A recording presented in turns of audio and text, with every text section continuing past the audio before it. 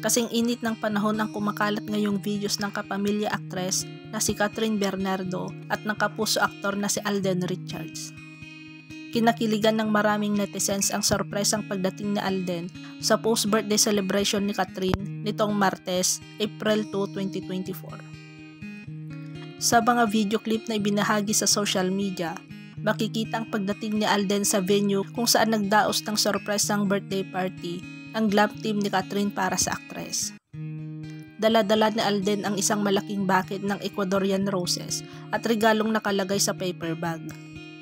Kita naman sa mukha ni Catherine ang pagkagulat nang makita ang kapuso aktor at kaagad niya itong nilapitan.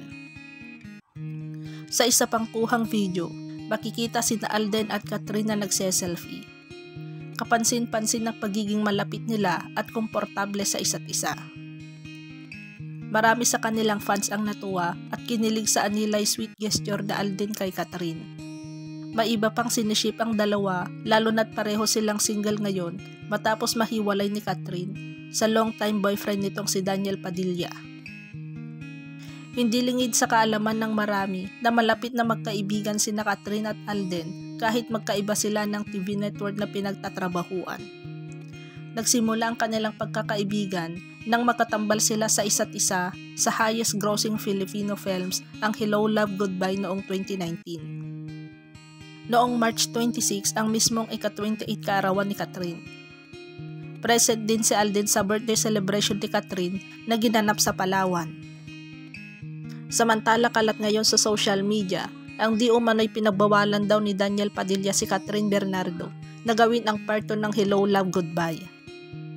Noon pa pala dapat may follow-up ang Hello Love Goodbye pero ipinagbawal daw ni Daniel Padilla na magtambal ulit sina Alden Richards at Catherine Bernardo na nooy karelasyon pa ng una.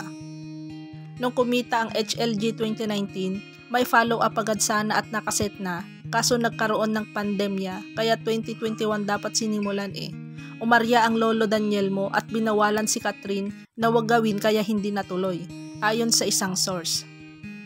Ngayon hiwalay na ay tinuloy na. Wala nang bawal-bawal kay Catherine ngayon. Gagawin niya ang alam niyang nakakaganda sa karir niya at sa kakaibigan niya si Alden noon pa.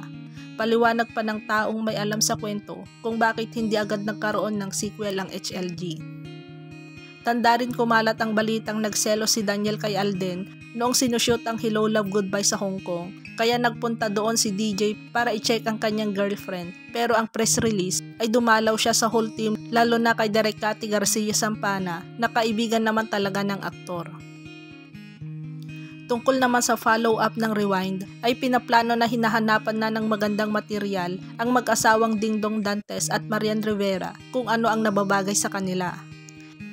Nabanggit naman ng isang source na mukhang mananatiling magkaibigan lang sina Alden at Catherine dahil maibang gusto raw ang aktres na hindi naman binanggit kung sino.